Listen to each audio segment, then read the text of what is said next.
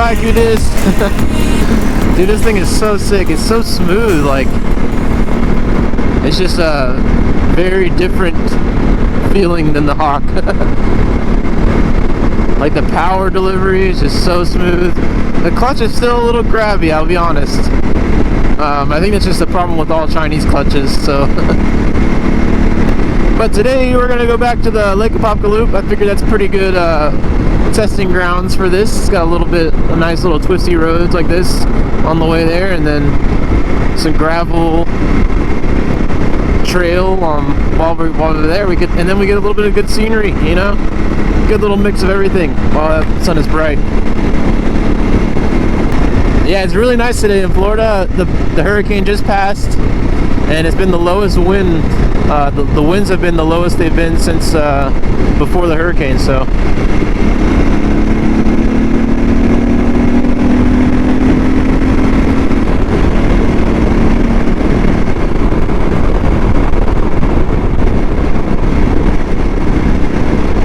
So it's pretty nice out, and it's nice and cool. It's like the hurricane went through and it brought a cold front with it, which is nice.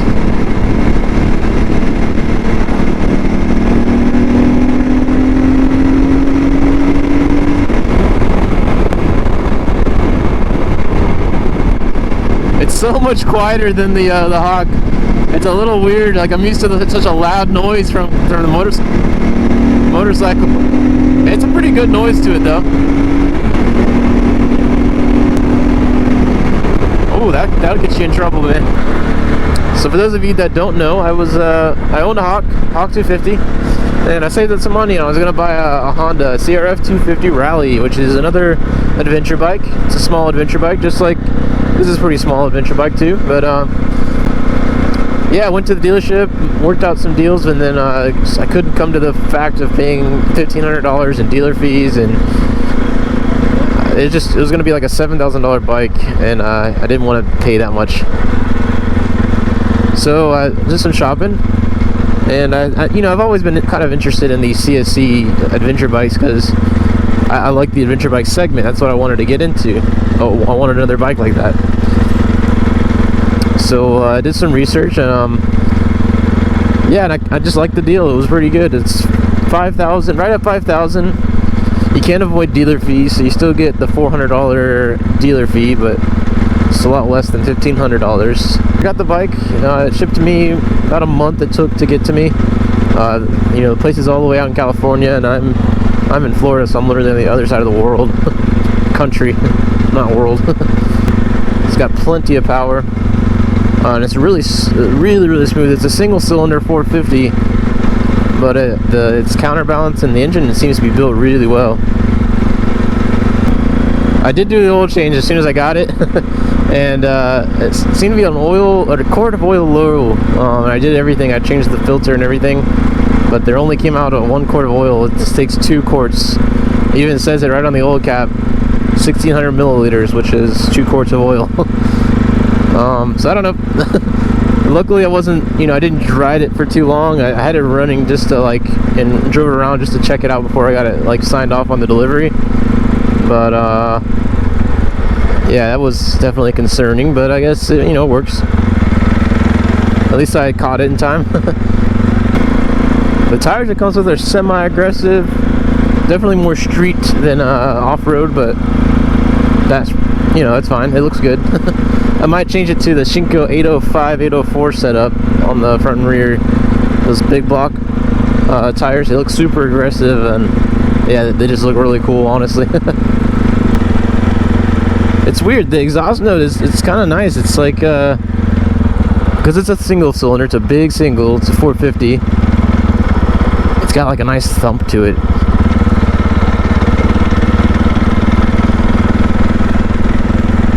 Part of me wants to put a louder exhaust on it, but I know that's gonna void my warranty, and I got 2 years, unlimited miles on this baby. So it's like, I don't know, is it worth voiding the warranty? There's a little gator. He's a little guy. It's a little guy. So I've been looking into the adventure bike scene, kind of reading up on, you know, the lingo, and apparently they call mods and accessories. It's supposed to be, I guess they called farkles. I don't know why they call it, but that's what they call it. So I got me a ram mount farkle and some mirror farkles. It's a little bit heavier than the Hawk. It's not by much though. I think the advertised weight on this thing is 450 pounds, which is kind of interesting. It's 450 cc, 450 pounds. I guess it's good, right? Is that like 1 pound per cc is pretty good, I guess, right? Oh, is that truck stuck?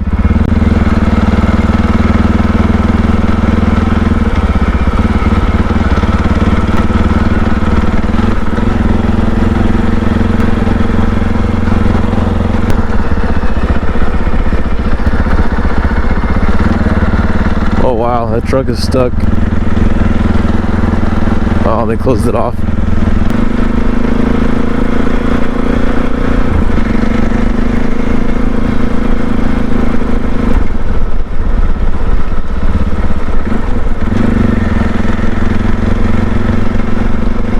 Yeah, and if it's 450 pounds sounds heavy to you, that's actually the wet weight, or the actual weight of this thing. So that's full of oil with 1 gallon of gas on all the fluids, other fluids. So like for example, the KLR 650 from Kawasaki, it's advertised as 450 pounds too, but the difference between that is that's a dry weight, so no oil, no fluids, no nothing, just the bike. This is, you know, the 450 pounds that's advertised here, that includes 1 gallon of gas, all of the fluids, and even the luggage racks on the back, which is pretty cool. I like that kind of honesty with a bike manufacturer. So I did some research on Zongshin, which is the manufacturer of this bike. So in China, for example, if you bought this bike, it would be called a Zongshin Cyclone 400, I think, or Cyclone RX4, I don't know. But in America, when you buy this bike, it's called a CSC RX4.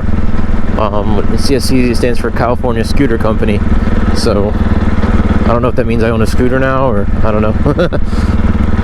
Zongshin, they manufacture motorcycle engines for Piaggio, which is an Italian company, and even Harley Davidson, I found out, which is also really interesting.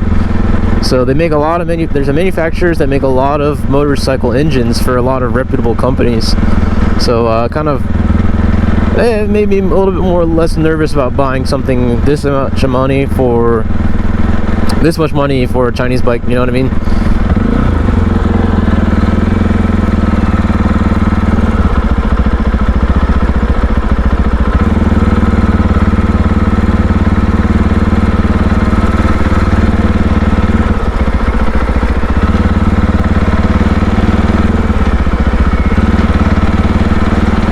There we go.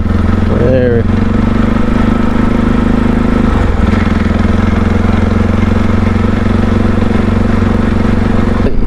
I'm sure you read a lot of reviews.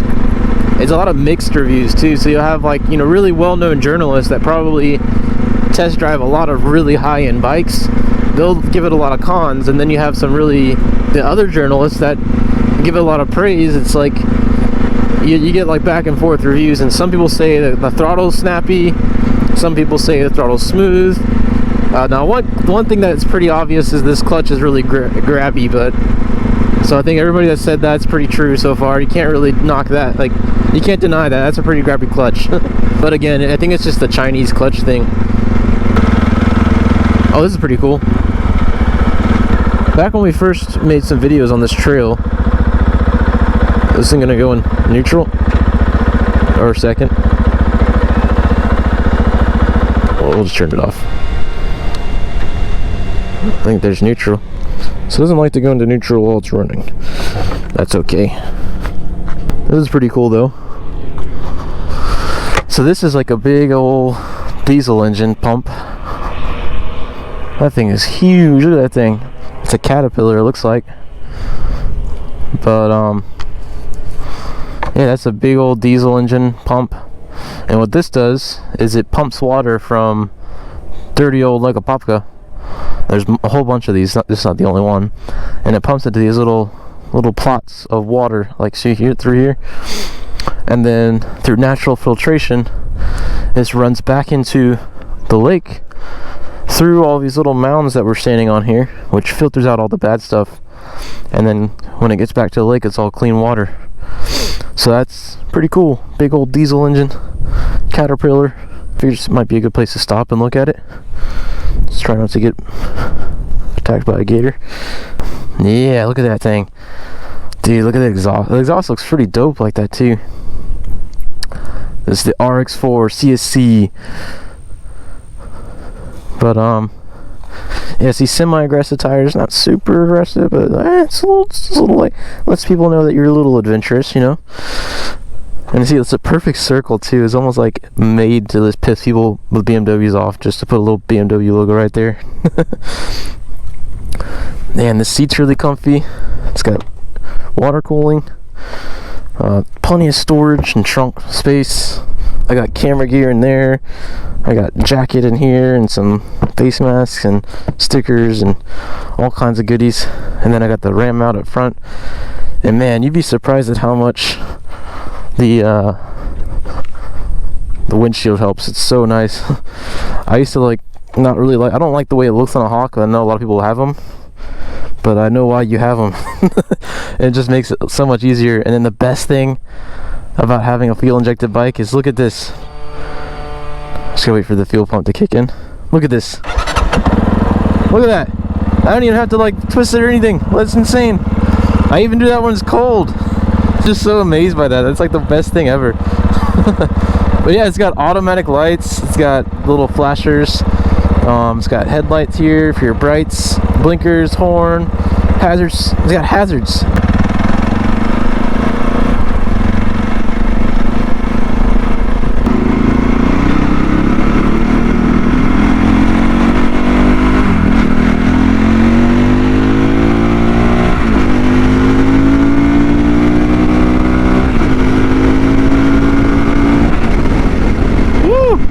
Alright, that got some pickup, dude. That's got some pickup.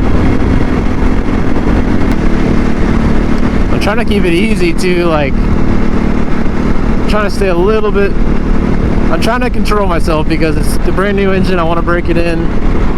Oh, I don't want to like, I have to like contain myself, you know what I mean? It's very difficult. It's like I'm itching right now, like I'm tweaking. Like, more throttle, more throttle.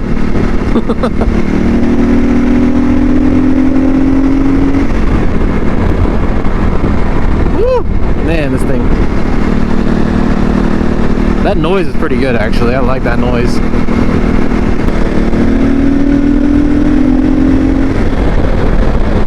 Woo! Nope. Nope. Yeah, screw it.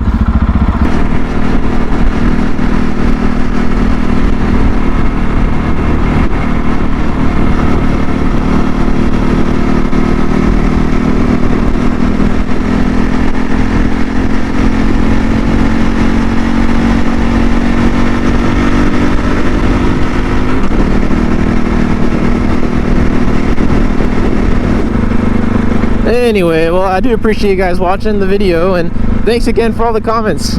And like always, it would be awesome if you liked the video. It would be super dope if you subscribed, and I'll catch you in the next one. Peace.